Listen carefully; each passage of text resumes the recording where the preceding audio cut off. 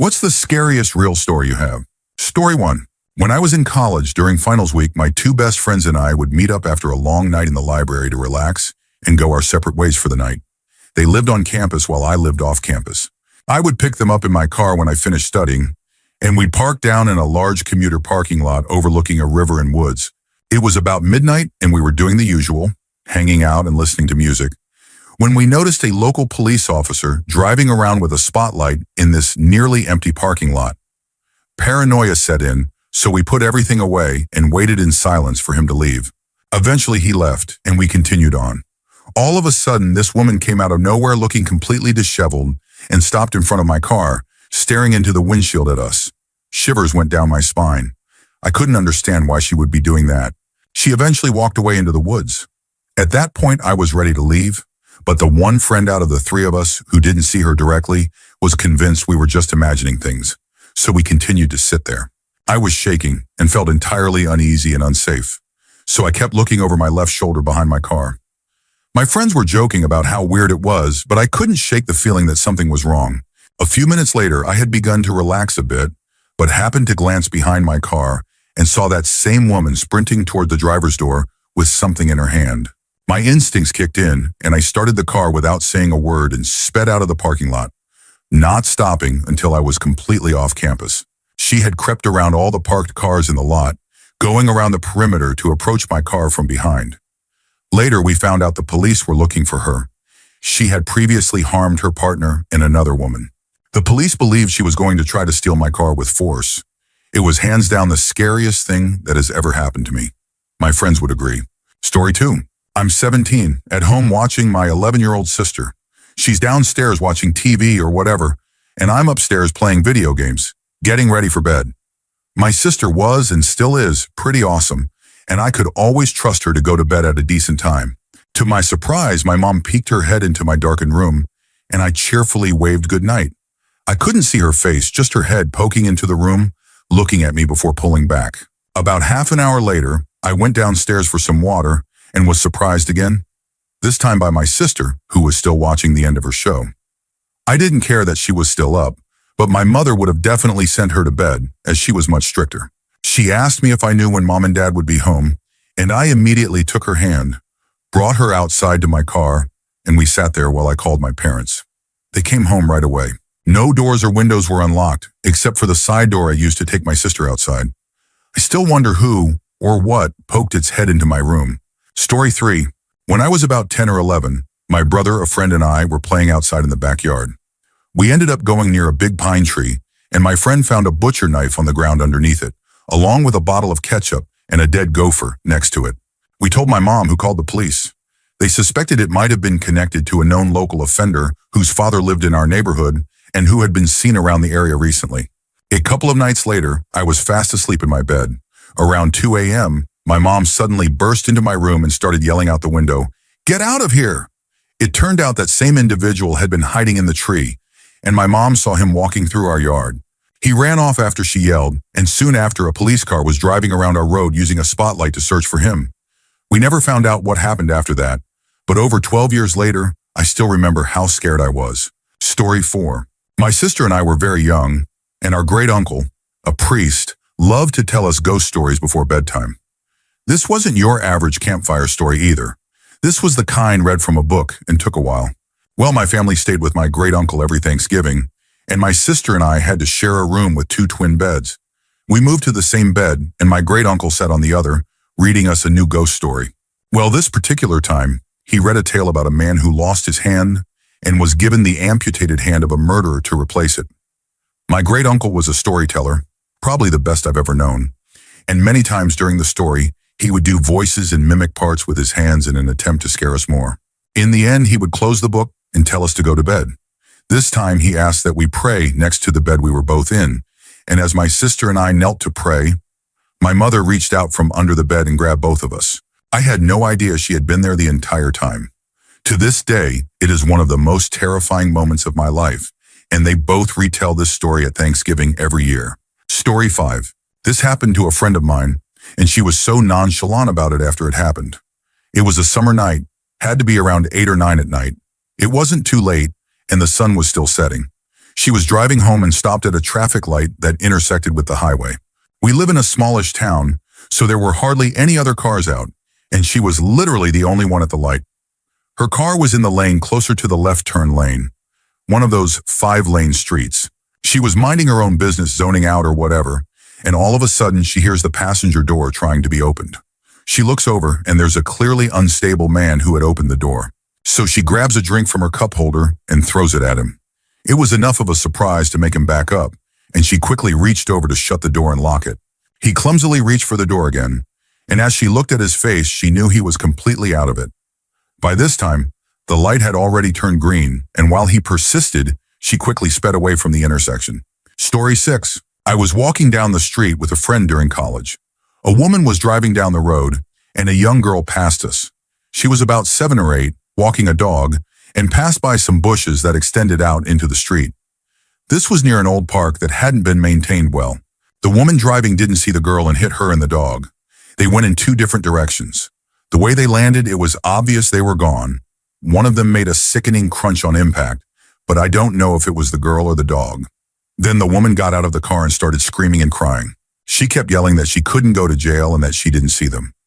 I tried to calm her down and told her she wouldn't be arrested because it was clearly an accident, while my friend called for help on her phone. This woman told me to step away from her, so I did because she was hysterical. Then she ran back to her car, removed her purse, and pulled out a gun. She turned it on herself and collapsed on the hood of the car. I was in shock. I had just witnessed 2 lives and an animal lost within seconds. After that, I felt completely numb. A therapist later told me she might have been under the influence, which could explain her reaction. I still think about that little girl and the dog all the time. She would have been around 21 now. Story 7. In 2006, I went to Germany with some friends. I'm from Italy. We had planned to camp in the Black Forest with a group from Germany, a group from Switzerland, and a group from Hungary. Pretty cool, right? Well, one night, some friends and I really had to use the bathroom, but we were terrified to leave our tent because, the Black Forest is pitch black. So we gathered some courage, left our tent, and went together to relieve ourselves. While we were doing the act, a friend and I heard a woman screaming in the distance. We started to panic. We didn't know what to do. What if it was a large animal coming for us? Then an older guy who was with us, I was 13 at the time, tried to calm us down and said it was probably just one animal chasing another, which can happen in a forest that size. So we went back to our tent, feeling okay. The camp was awesome, and we went back to Italy all happy, almost forgetting about that night. Well, a few weeks later, I was home reading online and got curious. I looked up if anything had happened during the summer of 2006 near where we had camped. I found out that around the same period, August 2006, a woman had been found dead just a few kilometers from where we had stayed. Story 8. My dad was in the logging woods at 5:30 a.m. He saw a man on the side of his trail, leaning up against a tree with a bottle of rye whiskey between his legs. An older man in overalls, as I remember my dad telling it. The guy just looked asleep, but since this was deep in the woods, my dad decided to check on him. He started by saying, "Hey, mister," but got no response. He leaned down and began shaking the man's shoulder. Still nothing. Then he went to tap his face, and as soon as his hand made contact, my dad said all the blood drained from his own face, and he thought he might pass out. The man's face was as cold as ice and had a waxy texture. He was very much gone, and my father was completely alone with him, miles deep in the fog-covered woods. Fun epilogue. My dad had a terrible time getting help. It was the 1970s, so there were no cell phones. He was deep in the woods in a predominantly black area in the South alone, and white. He knocked on house after house, but nobody wanted to hear from a random white man in a truck full of chainsaws at 6 a.m. I like to think a lot of people looked out their windows and just said, "Not today." Nope. Finally, a very cautious family opened the door. He asked to use the phone to call the police. The mother handed him the phone through the door and asked what number he wanted to dial. He said, 911, I guess. Cops came and interviewed him for a while and determined the man had wandered off drunk and died of exposure. No foul play. There were no marks on him. He was just sitting there, peacefully, with a bottle of rye. I suppose it's not blood-chilling, but it's the scariest thing I know that didn't turn out to be nothing. It really was a person who had passed away. Story 9. This happened when I was 18 years old. I was working at a bakery, and my co-worker and friend asked me if I wanted to hang out at his place after our shift. I agreed, and we met up at his apartment. As we relaxed, we started talking about bad experiences, and he described a difficult moment he once had, calling it pure emotional torture. He couldn't explain exactly what had made it so bad, just that it felt like he was spiraling, losing his mind, and feeling completely out of control. It clearly still affected him. Eventually, he sat there with his head in his hands and said, "I really wish I could just forget it all." There was a kind of awkward silence, maybe because he felt he'd exposed something too personal. Then out of nowhere, he grabbed his stomach, winced in pain, and dashed to the bathroom. I heard his footsteps sprinting down the hall, followed by a loud crash. I ran in and saw him lying face down on the floor, completely straight with his arms at his sides, rigid like a board. Blood was dripping down the bathtub, and it looked like he had smashed his face. I sat him up and tried to help. His nose and mouth were bleeding all over his shirt. He was disoriented and confused. Soon I realized he had short-term memory loss. Every 30 seconds or so, he forgot everything. He could remember his name and what city we were in, but not who I was, where we worked, or what we had been doing. Even when I explained it to him, he'd forget again within a minute. After about 10 minutes of this, he suddenly vomited all over his bed. I was freaking out, so I called paramedics and went with him to the hospital. I wrote, "Everything is going to be okay," on his hand in marker in case he forgot what was happening. We sat there drawing in my sketchbook until the nurses eventually asked me to leave. The entire time he still had memory loss. But a few days later, I saw him and he was totally fine. We're really close friends now, and we always talk about that night as the moment we truly became friends. There's still such a weird mystery around that moment, how his wish to forget was somehow instantly and violently granted. I still don't know why he ran or how exactly he hit his face. It was like his past trauma just erupted into this bizarre moment of total amnesia. Story 10. I remember when I was a very little girl, I was close to my aunt. She was married to my uncle and they lived downstairs from us in a two-family house. My aunt would always visit me. One day I was sitting in the living room watching TV while my mom, grandma, and uncle were talking at the kitchen table. My uncle was crying. When I asked why, they told me to leave the room. All they said was that his pet bird was sick or something. Later, my aunt came upstairs as usual, but instead of sitting with me and her daughter, she stood in the hallway just waving at me. She wouldn't come out. I thought she was playing and waved back, then turned back to my show. She did this a few times, waving, but never stepping into the room. Eventually, she stopped coming up at all. I asked my mom what had happened to her, and she said my aunt had moved away and broken up with my uncle. Years later, it was the holidays, and I asked about her again. I wondered why she never came to visit my cousin. I was around 12 at the time. My mom and grandma looked at each other, and my grandma left the room. My mom then told me that Aunt Dee had passed away. She had taken her own life when I was 5. She drove out to the beach in winter, knowing it would be empty, got drunk, and overdosed on pills. The police found her car the next day. I didn't understand why she had done it. I told my mom I used to see her in the hallway, and that she would wave and smile at me. My parents didn't believe me. Story 11. Back when I used to live at home with my parents and my sister was still around, maybe 18 or 19 years old, I liked to sleep in. My bedroom was in the basement, so it didn't get much light. One morning I was jolted awake by what sounded like someone yelling my name. I checked the time, it was around 10 a.m., and figured, okay, time to get up anyway. I walked up the stairs from the basement to the entrance of our home, which led to the kitchen, and I saw that our front door was broken. There was a trail of blood leading from it through the kitchen and into the rest of the house. Every horrible scenario immediately ran through my head. It turned out the mailman had startled my dog, and she jumped on the door. The door, being made of glass, shattered. My dog had cut herself and, in fear, ran through the house, leaving a trail of blood.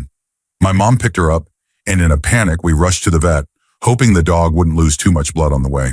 You've never felt stressed until someone you love is crying in your back seat, holding someone they love, telling you to drive fast, but then also telling you to drive slow because we couldn't afford to be pulled over and lose time.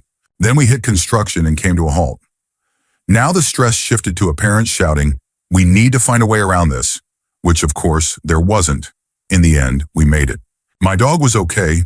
My mom was a bit traumatized by the ordeal, and my back seat had a lot of blood in it. It was probably one of the more stressful moments of my life. Luckily, the worst part in the end was just trying to get the stains out of the carpet in the following days. Story 12. I was backpacking around Europe and found myself in Prague. One night I went out alone and realized it was getting late. Time to catch the last trolley back to the hostel I was staying at. It was located pretty far out, at the last stop of the line. It was cheap, but actually a great spot. Unfortunately, I messed up. I got completely turned around, had no idea where I was, and ended up at the end of the line, which was not where I was supposed to be. I got off and found myself in an industrial park. No homes, just office buildings and the occasional sketchy figure emerging from the shadows. I was waiting for a trolley to take me back in the other direction. I even took the SD card out of my camera in case someone tried to rob me. The trolley wasn't coming, and after a while I figured I couldn't just sit there all night. I thought maybe if I walk along the tracks, I'll eventually head back toward the city. Eventually I came to a river, and to follow the tracks I had to cross a bridge. I couldn't understand Czech, but I knew the sign basically said you'd be a fool to cross this bridge on foot. Still, I didn't see another way, and I was pretty sure the trolleys were done running for the night. Halfway across, I felt and heard the rumble. Lights came up behind me. I wasn't going to outrun it. Thinking quickly, I grabbed the railing, jumped over, and clung to the outside of the bridge above the river as the trolley passed. I don't even think the driver saw me. Once it was gone, I climbed back over the railing and got off the bridge as fast as I could. I kept walking through some lower-income suburbs. I saw a group of kids lighting things on fire in a parking lot. They noticed me, and I definitely kept my eye on them. I finally saw a cab, but couldn't explain to the driver where I was trying to go. Then I spotted a guy with a saxophone on his back and thought, someone carrying a sax must be friendly and know where they are. I sped up to catch up with him, but he sped up too. I finally shouted that I needed help figuring out where I was. At first he thought I was trying to steal his saxophone, but he turned out to be kind and helped me figure out where I was. Turns out I was only 2 blocks away from my hostel. Story 13. I've had a lot of messed up and scary things happen to me, but I'll share one I haven't told a million times. My friend and I were walking my dog to the park in our neighborhood. Across the street, we saw a young guy we'd never seen before. He was acting strangely, hitting things, yelling at nothing, and moving aggressively. He crossed the street and started walking toward us. My dog didn't like him at all, which was a big red flag. She liked everyone. We turned and walked away, but he followed us, jerking and twitching like he couldn't control himself. We picked up the pace to put some distance between us. I decided to take the back way because I had seen 2 older guys go that direction and thought they might be some kind of backup if needed. Before we turned the corner, we looked back and saw the guy was sprinting toward us. We ran and caught up to the men and told them what was going on. When we looked back again, the guy was standing near a flagpole at the end of the street, marching in place and screaming with a really disturbing expression on his face. The men told us to go home and not to worry. They walked toward him. I have no idea what happened after that. We never saw that guy again. Story 14. So I'm in the Navy and was deployed back in 2016 during the major operations against ISIS in Iraq and Syria. We had a port call in Bahrain at the time. Some friends and I were walking around the downtown area of the city, just outside the base, and we ended up going down the wrong street. They usually brief us before entering port on which areas are safe and which ones to avoid. The place started feeling a bit sketchy, and I assumed we were drifting into the wrong part of town. It was the middle of the day, so my friends weren't too worried, but I knew that this part of the world could be unpredictable. I was about to convince them to head back when we turned a corner and saw a house with a large flag in the window. It was an ISIS flag. At that point, I grabbed my friends and told them we had to leave immediately. Once they saw the flag, they didn't hesitate. It might not be the most terrifying story, but it scared the hell out of me. ISIS was extremely hostile toward us, especially after the damage we'd inflicted during the previous months. I'm just glad there were no locals around at the time. Things could have escalated very quickly. Story 15. I hear a sound at my late grandfather's house that no one else seems to notice. Anytime I've slept there, it's woken me up at least twice a night. I used to think it was just the central air conditioning making weird noises. One night I stayed up late in the living room and heard it louder than ever, coming from the dining room. I actually jumped out of my seat because it was so loud. It constantly wakes me up. It's that intense. The best way I can describe it is like a large paperback book falling off a table and briefly bouncing on the floor. The first few times I heard it, I was half asleep and blamed it on my cat, even though the cat isn't even at that house. I'd stayed there before and never heard the sound until after my grandfather passed. I know where he died, and it's not exactly where the sound comes from. So at least there's that. It always comes from the dining room. The strange thing is, we rented the house out for 2 months and the renters never complained about it. My family has stayed there too and never mentioned hearing anything. It's very loud, and somehow I seem to be the only person who ever hears it. I still hope it's just the sump pump and I happen to be there when it goes off. But honestly, I really don't know. I've only stayed there a few days at a time, and it's woken me up every single night. Story 16. Back when I lived with my parents, I used to stay out late and usually got home around 2 a.m. One night, I got home and went straight to bed. An hour later, I was woken up by my dad, who was waking up my brother and me, asking us to back him up. I was super confused, grabbed my bat, and followed him to the front door. There was a woman outside, probably in her 20s, crying and banging on our door. Her voice was muffled, but we could just barely make out that someone was chasing her. I ran to check the other windows because my first thought was that it might be a setup to get us to open the door. I didn't see anyone else outside. My dad cracked open a nearby window and began asking her questions. My mom called the police. They told her that a girl matching that description had been reported missing for a few days. Around that same time, the woman started yelling that it was demons chasing her and that a shadow was trying to kill her. We kept talking to her until the cops arrived and took her home. We gave our statement and then went back to bed. Story 17. My wife leaves for work nearly an hour before I do, so she's usually gone before I even get up with the baby, about 1-year-old at the time. I heard her open the door and leave, followed by crashing sounds downstairs. I assumed she had come back in for something she forgot and maybe dropped something in the kitchen. Then, and this was strange, she came upstairs to look in on me and the baby, who were still asleep in bed. I was annoyed because my alarm wasn't set to go off for another 15 minutes, so I pretended to stay asleep. She did whatever she needed to do upstairs, then left again, making more noise on her way out. After my alarm finally went off, I got up to check if she had cleaned up whatever she dropped in the kitchen. That's when I realized that what she dropped in the kitchen wasn't her at all. A hero user, according to the police's theory, had smashed in our transom window, and the person I thought was my wife looking in on us was actually the intruder, realizing the house wasn't empty. I would have easily outweighed that person by over 100 pounds. If I had opened my eyes and seen a stranger staring at my baby instead of assuming it was my wife, I would have panicked and attacked. If they had a weapon, I might not be here today. If they didn't, I might have done something I'd never forget. Story 18. This was strange and filled my body with dread. I was sleeping and woke up in the middle of the night to the sound of my dog's collar jingling up and down the staircase. I disregarded it and put my head back down on the pillow, but I started to think, he's going so slowly up and down. Did he get hurt or need something? I sat up and heard the collar coming back up the stairs again. This time it went down the hallway to my parents' room, paused, then came down to my locked door. It stopped right in front. Okay, maybe he laid down. I stood up, and when I did, the tags on the collar began hitting my door at shoulder height, just like knock, knock, knock. I froze. My body was completely filled with dread. I even stopped breathing. After what felt like the longest 10 seconds of my life, the jingling slowly went down the stairs, step by step, then silence. I waited about 5 minutes to see if I heard anything else. My shaky feet and on-edge nerves brought me downstairs, and I checked the dog. No collar. I went to the kitchen table, where we leave it at night so it doesn't wake us, and it was exactly where we had left it. I convinced myself I was just imagining things, but the next morning, my parents came downstairs and asked, "Did we forget to take the collar off the dog?" He woke us up. That's why I'm still questioning what could have really happened. Story 19. The last week of July last year, I went to Ocean City, Maryland, with my boyfriend at the time. The first few nights were great. I got to see a longtime friend who lives there, and he was tagging along with us the night it happened. My boyfriend and my friend decided they wanted to get crab fries.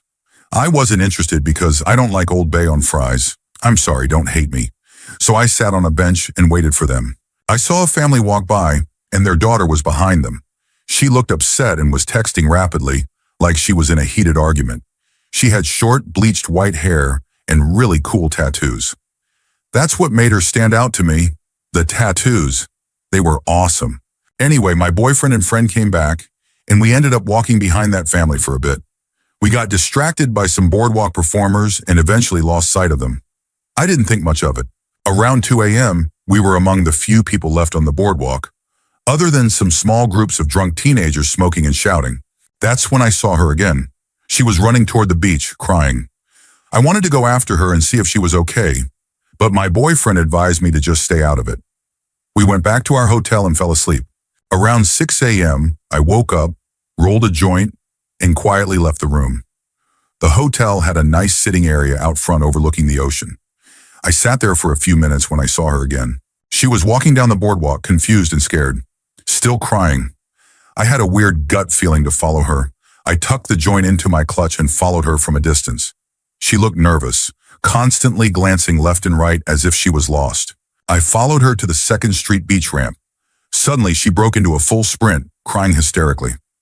I don't know why, but I shouted, "Hey, wait! Do you need help?" I ran onto the beach and just stood there in shock. No one was there, but I could still hear soft sobbing nearby, to the right of me. I walked in that direction, and then I saw it. Where the sobbing had led me, there was an arm sticking out of the sand. It was her arm. I recognized the tattoos. I'll never forget them. The sobbing stopped, and suddenly the ambient sounds of the beach returned. I hadn't noticed until then, but while I was following her and hearing the crying, everything else had been completely silent. When I realized what I was looking at, I screamed for someone to call 911. A middle-aged couple came jogging up. The wife screamed, and the husband dialed immediately. I didn't have my phone with me. I hate when sand gets into the charging port. The police arrived not long after. When they took my statement, I didn't even know how to explain what had happened. I just told them I had been walking and found her. It took hours to dig her out. When they finally began pulling her out, they asked that all civilians be led away. As we were walking with the police to a nearby area to give more statements, I saw her standing behind them, looking down at her own body. She looked up at me, nodded, and then she was gone. At first, the report said she had sat in a hole that collapsed around her, but later it was discovered that one of the large beach sand cleaners may have unintentionally pushed sand into the hole. The eerie part? She had gone missing around 2 a.m. and died between 2 and 3 a.m. But I saw her. I followed her. The entire time she looked real. I still have dreams about her. I've never forgotten a single detail. Story 20. When I was in high school, there was this little-known place about an hour from my hometown that was popular for cliff diving into water. It was in the absolute middle of nowhere, with the nearest anything being 10 miles away. It was a fun place to go, and it was also known as a spot where people could get away with things like underage drinking. There were cliff jumps ranging from 15 feet to around 80 feet. One of the cliffs, referred to as the tabletop, was about a 40 to 50 foot drop, depending on the water level. This particular cliff had rocks directly beneath it, so you had to jump outward to clear them. If you jumped straight down, you'd hit the rocks. It wasn't hard to clear as long as you pushed off the edge with some forward momentum. You'd keep that outward movement through the fall. I'd never seen anyone come within 10 feet of the rocks before. One day a group of kids showed up and they'd been drinking throughout the day. No one was completely out of it, but they were clearly feeling the effects. Two girls decided to try jumping off the tabletop, but neither had done it before and they were nervous. They decided to hold hands and jump together. As they approached the edge, Girl 1 started to panic and stopped right at the lip. Girl 2 tried to slow down since her friend wasn't going, but she couldn't stop in time and ended up teetering over the edge, without any forward momentum. Halfway down, there was a section of the cliff that jutted out slightly, like a belly. She hit that, which slowed her fall a bit, but caused her body to flatten out instead of staying vertical. She hit the edge of the rocks and then rolled into the water. I had seen it all from a cliff about 30 feet across the water.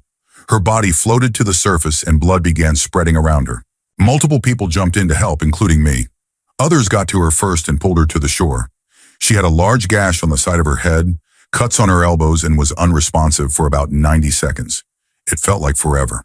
I ran roughly half a mile just to get enough cell service to call an ambulance. It took about 20 to 30 minutes for help to arrive because of how remote the area was. In the end, she ended up with cuts, soreness, and a severe concussion.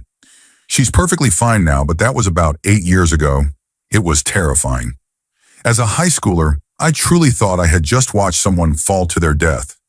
I still have nightmares about it every now and then. She was incredibly lucky. Story 21. When I was younger, I was almost abducted by an older man. I had errands to run, so I was out when it was already pretty dark due to winter. As I was walking, this man stopped me and tried to strike up a conversation. He claimed I had done something that I hadn't, and then tried to take me by the hand and pull me somewhere away from the street. Me, being a bit bold, told him, politely but firmly, to back off and broke free from his grip. I noticed some people walking nearby and shouted to them. Luckily, he got the message and backed off, never to be seen again. I was probably very close to becoming someone who was never seen again too. At the time, it didn't feel that scary, but looking back now, it's disturbing how easily someone can just disappear. The other experience is more mild. My friend and I decided to try contacting spirits in my basement. He was preparing the setup, candles, a needle, and a makeshift Ouija board, while I was holding his phone to use as a flashlight. Out of nowhere, the phone died, leaving us in complete darkness. We hadn't even started yet. Apparently, the battery just dropped with no warning, because when he plugged it in later at home, it worked fine. Moral of the story, don't mess with spirits. They'll drain your battery. Story 22. Probably not the scariest thing on here, but this happened to me yesterday, and I'm still pretty shaken up about it. I was leaving my significant other's apartment around 11 p.m. People leave their trash cans out overnight for maintenance to collect, so as I was walking down the hall, there were trash cans and some trash just sitting out like usual. I passed one and did a double take because sitting next to the trash can was a pile of odds and ends, including a big glass jar that I immediately thought would be perfect for storing things. I assumed someone had put it out for trash. I picked it up and entered the stairwell. Suddenly, the door slammed open behind me. A guy, some man in his 20s with really long brown hair, was screaming at me for stealing his stuff. For reference, I'm a 5'4" female, so my internal danger alarms were going off like crazy. I handed the jar back and said, "Sorry, I thought it was trash." He shouted that it was from his storage unit and screamed, "You're what's wrong with this place?" I started freaking out. He was beyond angry. I ran down the stairwell to get away, but I could still hear him following and yelling. I dashed out into the parking deck and ran a few steps before realizing he could still see me if I kept going. I ducked behind a car, crouched and hid. I heard the door slam open again, and he was still screaming, "Thief! You're the problem here!" I was terrified and crying. I heard him walk a little farther, then it went quiet.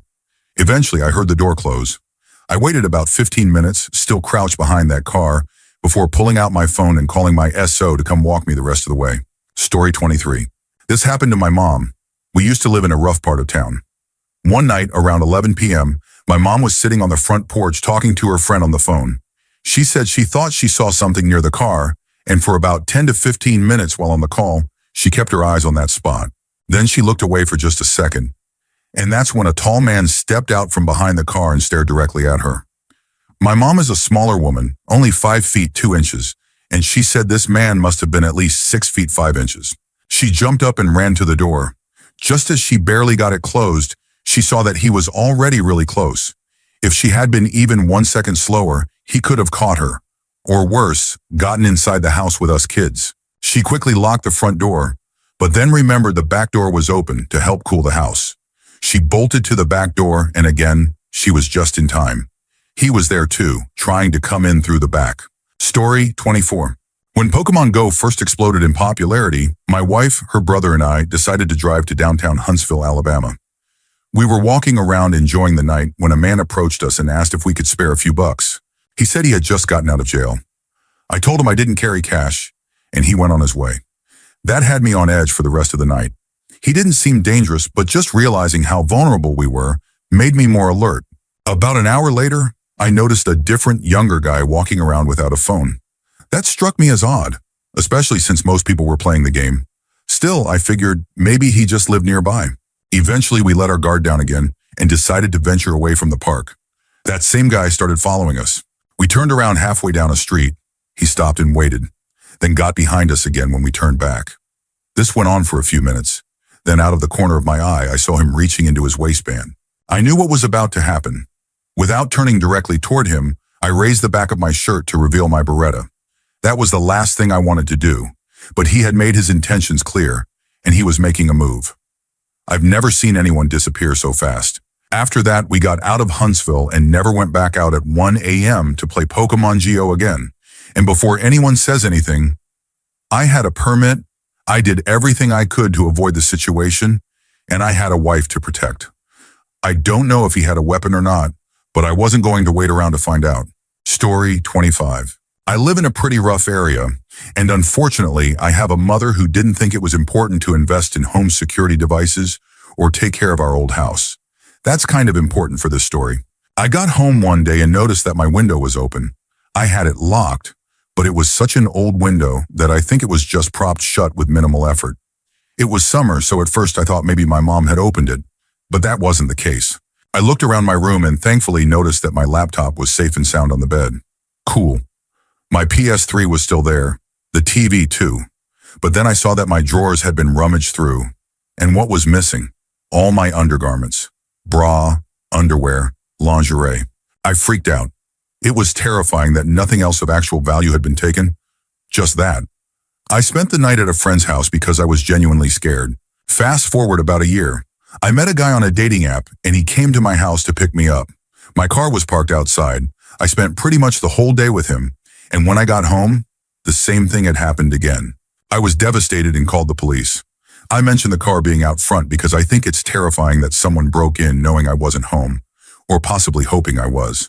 Cops came and took a report, but they never caught whoever did it. It's horrifying to know someone is so obsessed that they'd break in just to steal that kind of thing. And that they did it twice? I get goosebumps just remembering. I know some people might think I'm making this up. It sounds insane, but I have a post on Facebook about the incident and messages from people who reached out afterward. It was real and it was terrifying. Story 26. One time I was waiting in my car while some friends went into Starbucks. We had just picked up groceries and I had gotten some sushi from the store. While eating, I accidentally had a piece that was way too spicy from touching too much wasabi. It was so hot I opened the door to spit it out. I sat back up and closed my door, and that's when I saw a man approaching my car from the opposite rear side. He looked Asian and came up to the passenger window, knocking and motioning for me to roll it down. At first I thought maybe he was checking on me, thinking I had just thrown up. But he didn't say anything, just kept knocking and signaling for me to talk to him. I waved him away and said no. I had a weird gut feeling, uneasiness, distrust. Then he walked around to the driver's side and tried to open my door. Thankfully, I had just locked it. I panicked and immediately backed out with him still next to my car. I didn't even check if it was safe to pull out, just reparked elsewhere and tried to call my friends. He left me alone after that, but got into a car with another man who looked Middle Eastern. Both of them were wearing earpieces. My gut was telling me it felt like a trafficking or kidnapping setup. I was seriously shaken. When my friends came out, we started driving home, and we ended up behind the same car at a traffic light. My guy friends, being protective, yelled out the window to confront them, but they completely ignored us. As soon as the light turned green, they sped off, like 60 miles per hour, onto a different freeway. I called the police and reported the license plate. Story 27. I have a couple of strange experiences. When I was little, my parents took my brothers and me down to Mexico to visit some friends. We ended up at a beach that was kind of off the beaten path. Down the way there was a little kid, couldn't tell if it was a boy or a girl, with a rag doll in a stroller. The kids saw me and their eyes widened like they were going to charge. They started running at me. My parents were farther away, but my older brothers were nearby. My oldest brother stepped in front of me and stomped his foot, trying to intimidate the kid. It worked. They backed off and walked away. But the way that kid looked at me, I seriously thought something bad was going to happen. Years later, I had another odd moment. I was driving to the police station to get my gun permit. Unbeknownst to me, the station had moved and my GPS sent me to the wrong place.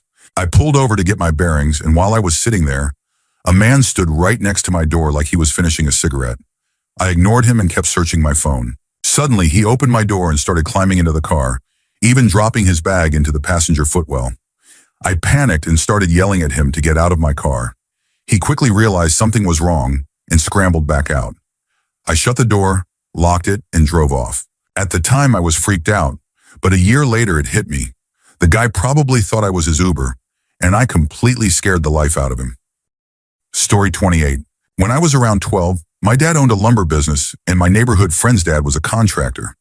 We all liked to skateboard, so one day my dad donated the lumber needed to build a 6-foot half pipe in our backyard, and my friend's dad built it with our help. One day I left my skateboard out there, and when I went to retrieve it, I was shocked to find a homeless man sitting on the other side of the ramp, eating a crab apple, which I'm not even sure are edible. He asked me why I had broken into his house and started accusing me of all kinds of wild things. I kept telling him that I just wanted my skateboard. Even at 12, it was obvious this guy wasn't in a good state of mind.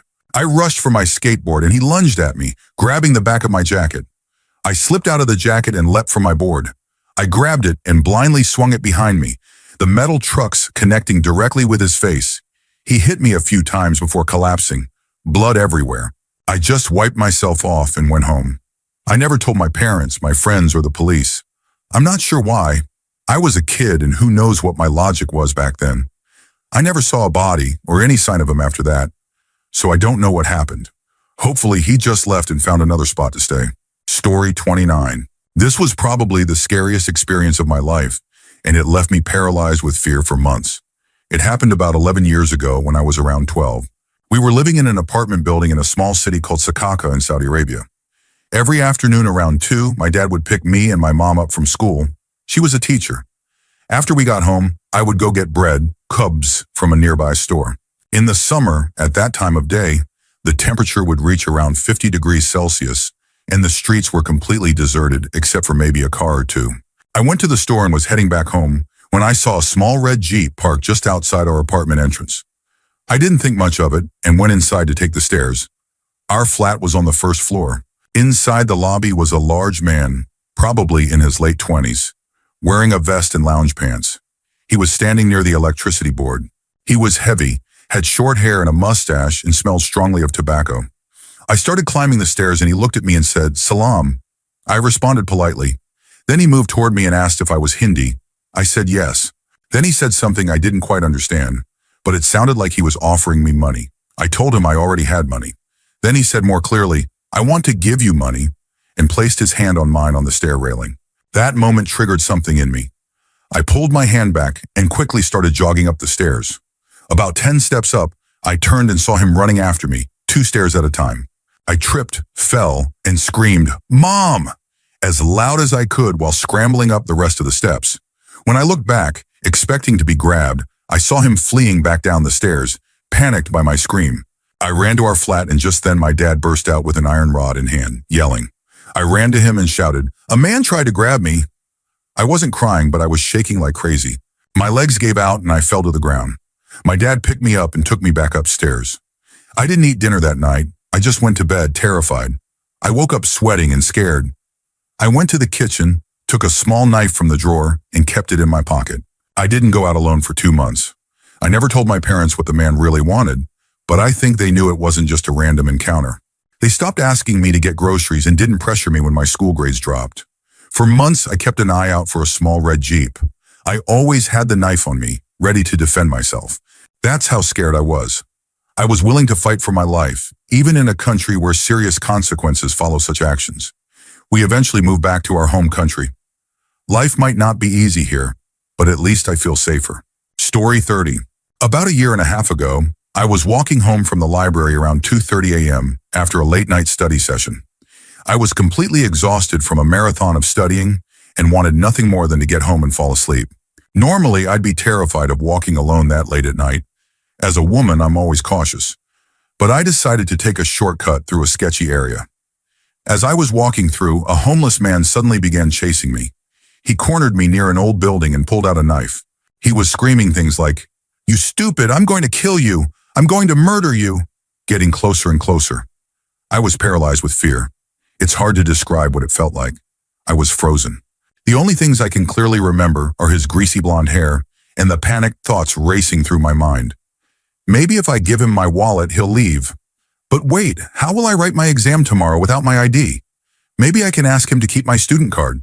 I was extremely lucky. A group of 3 guys happened to walk by. 2 of them threw him to the ground and called the police, and the third one walked me home to make sure I got there safely. My roommate let me sleep in her bed with her that night because I couldn't stop shaking. To this day, I never walk through that area anymore. Ever. Story 31.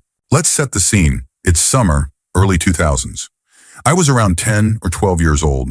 My best friend, who lived next door for most of my childhood, told me she knew a cool place with lots of cats.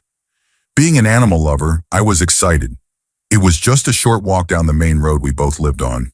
The house we visited looked pretty normal. Small, white, with black shingles. But I didn't know the people who lived there. I was a shy and cautious kid. My mom always warned me that strangers don't always have good intentions. We met a woman who looked like she was in her 50s or 60s. She took us behind the house to an old shed. For reference, my house was about 30 yards from the road. Hers was about 100 yards, and the shed was another 30 yards behind that. Even at that age, I was uneasy. Something felt off. When she opened the shed, cats of all ages scattered like rats. At first, it seemed magical. I started to feel more relaxed. We played with the cats, but most of them looked sick, pus around their eyes and noses. They were feral outdoor cats. There was even a dead kitten. She picked it up, said something like, "Oh no, I like that one," and threw it in the trash. About 20 minutes later, I started feeling uneasy again. I felt bad for the cats, but I wanted to go home. Then her husband came out from the back of the house. He looked like he was also in his 50s or 60s, clean-shaven, wearing a white shirt with black suspenders. He said, "Ooh boy, sure is a scorcher. You girls want to come down and have a popsicle?" My friend, being kind of naive, ran up toward the house. I followed, mostly to stop her. She walked into the house, but I stopped at the doorway. He was trying to lead us into the basement. Every instinct I had told me this was a very bad idea. I grabbed her arm tightly and didn't let go. "You know, my mom is probably worried. We didn't tell her where we were going." "We should go," I said, pulling her away. She was really mad at me. I gave her a popsicle from our own freezer when we got back and told my mom everything. She forbade us from ever going over there again. Fast forward 6 years. We heard that the same man who tried to lure us into his basement had taken a young boy and committed a horrible crime. I don't know if that was what he had in mind for us, but I will never forget the feeling of looking down those basement stairs and knowing it was a trap. Story 32. I was 18, in the Navy, and away from my parents for the first time. I often planned the night's activities. We went out about 6 or 7 nights a week. There were times when some of us were still drunk on the parade deck the next day. After a couple of months of this, I was pretty worn out but still went out anyway. We always stuck together and went to our usual bar, which had become our favorite hangout spot. I had 3 drinks. By the second, I had gotten separated from my group. 2 guys started hanging out with me. I was feeling fuzzy. I tried to find my friends, but they blocked me from leaving and gave me another drink. The next thing I knew, I was in a car. They were driving for a long time, talking about partying. We arrived at a house with wood floors and a fireplace. One of the guys seemed to be the leader and was loud and aggressive. The other was quiet and seemed more subdued. He laid me on the couch, which was weirdly the only furniture in the room. I think I fell asleep. Then I heard the loud one saying, "Get her up to do some lines." "I've never done drugs." I said, "No, I don't do that." He replied, "Fine, whatever." Things got fuzzy again. Then I heard him say, "Take her pants off. We're going to do her." The quiet guy came over and started undoing my pants. Through the haze, I kept my eyes shut and said as loudly as I could, "I'm on my period. You can't do this. Are you trying to hurt me?" The loud one exploded. "Are you kidding me? We went through all this, spent money, and now you say that? Get her out of here before I lose it." Somehow I was walking, even though I couldn't feel my legs. The quiet one asked, "Where do you live?" I said, "The base." He looked shocked. "What? Like the Navy base?" I said yes. He said, "Oh no. I'm so sorry. Don't worry about him. Nothing happened." I was slowly coming out of the fog, realizing the danger I was in. I pretended not to remember much. I said, "Thanks for the ride back from the bar," as if nothing had happened. He calmed down and drove me 30 minutes to the base. "You have to show ID to get in." We were waved through. He kept apologizing and begged me not to say anything. Then he left. I told my group what happened. I was furious they left me alone. I never went out with them again. When I did go out after that, I stayed sober and kept a close eye on the other girls. Once I saw those 2 guys again, I told them to get out of my bar and never come back. After 2 months of partying, I had built a tolerance. They were separating girls from their friends and drugging them. I don't know why I didn't report it immediately. Maybe I thought I'd get in trouble. I was young and naive. I even felt sorry for the quiet one. But I still had the wits to lie about my period and stop them. I outsmarted 2 predators. Story 33. There was a house across the street from where I lived. An elderly couple lived there, and they were always quiet and kept to themselves. Recently, their grandson and his girlfriend had moved in with them, both of whom I went to high school with at the time. One night, I came home late after hanging out with some friends and noticed the lights in the house were on. It looked like someone was leaving in a hurry. I saw the grandson and his girlfriend leaving the house carrying bags. I waved since I knew them, but they didn't wave back. I thought that was strange, but didn't give it too much thought. 2 weeks later, I came home from work and saw fire trucks and ambulances all over the block. They found the grandfather deceased in the home, reportedly from a heart attack, but the grandmother was missing. It turns out the grandson and his girlfriend had killed the couple. The grandfather had been smothered and the grandmother was stabbed. The bags I saw them carrying? Apparently they were filled with body parts. They had dismembered the grandmother and were attempting to bury her elsewhere. The murders were driven by a meth binge and desperation for money. It was a huge deal in our small town, even made the national news. The craziest part? A year before that, I went to homecoming in a group, and that same girl was part of our group. Before she got involved in drugs, she seemed like just a regular teenager. It's surreal to think someone you once laughed and danced with was capable of something like that. Story 34. We lived about 5 minutes away from BTK, though we only found that out later when he was caught. He was all over the news, so everyone in the area was on high alert. He had taken a decade-long hiatus and suddenly came back into the spotlight when he started sending letters to local news stations. At the time, I was a freshman in high school, one of 5 children. One evening, our parents went out for a date night. About an hour after they left, my older brother came running up the stairs in a panic, saying the house phone had no dial tone. We checked all the phones in the house, and sure enough, no dial tone. We remembered the news saying that BTK would cut the phone line so his victims couldn't call for help, and we completely panicked. My brother had me gather our younger siblings, who were already asleep, while he grabbed the sharpest knives from the kitchen. We sat together in the living room in a circle, and he gave each of us a knife and a pep talk, basically saying, "If you see him, do whatever it takes to protect yourself." It was an incredibly tense moment. My younger siblings were crying, and I was absolutely convinced we were all going to die that night. Every sound made us flinch. After what felt like an eternity, probably only 10 minutes, our parents came home. At first, our dad was angry that the younger kids were still awake, but he quickly calmed down when he realized how terrified we all were. He walked through the house and around the outside, reassuring us that we were safe. As for the dead phone line, we had recently gotten new phones, and if one handset was left off the cradle, it would disable the dial tone for all the others. Months later, when BTK was caught, we were shocked to learn he had been living so close to us all along. Story 35. When I was in my early 20s, my fiancé and I moved into a new townhouse apartment in a town that, at the time, had an active serial killer. It was later revealed there were actually 2 serial killers operating independently. But during this story, everyone believed the murders of several young women were the work of one. I knew about it, but I was in my 20s and, like many people that age, felt invincible. We hadn't moved our washer and dryer in yet, so I was using the laundry room provided by the apartment complex. I was in school and working, so it was pretty late when I headed back with a full basket of clothes. Our townhouse was the last one in the row, furthest from the laundry room. I had my headphones in and was completely oblivious. When I walked in the front door, I didn't notice anything unusual and went straight upstairs. My fiancé, who was in the kitchen, which faced the front door, looked up and saw a man dressed in black following me inside.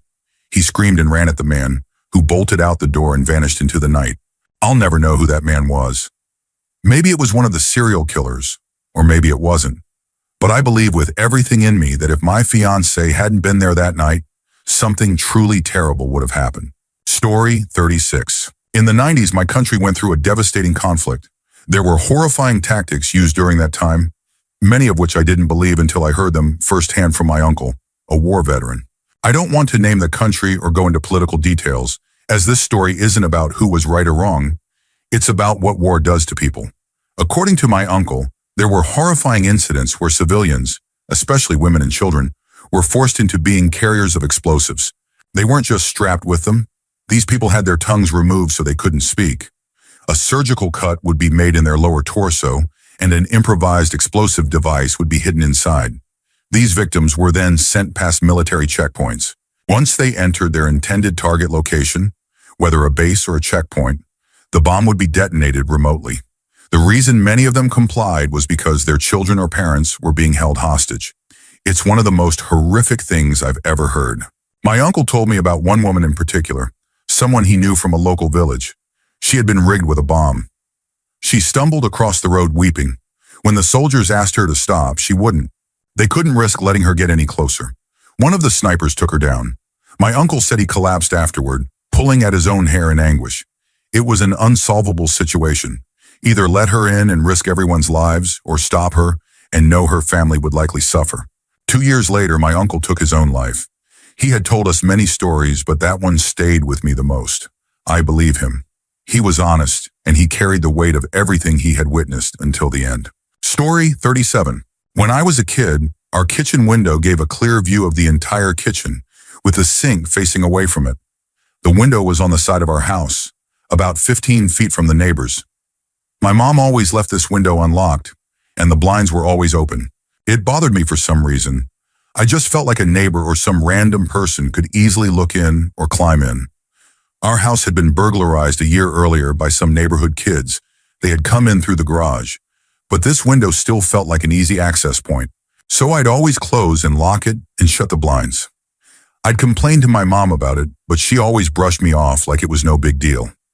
One night, I was at a school dance, and my friend's mom offered to drop me off at home.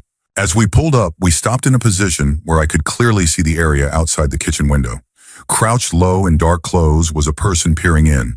My immediate reaction was to jump out of the car and sprint toward them. They must have heard the car door open because they bolted down the dark alley behind the house. I was yelling, running after them, but they got away.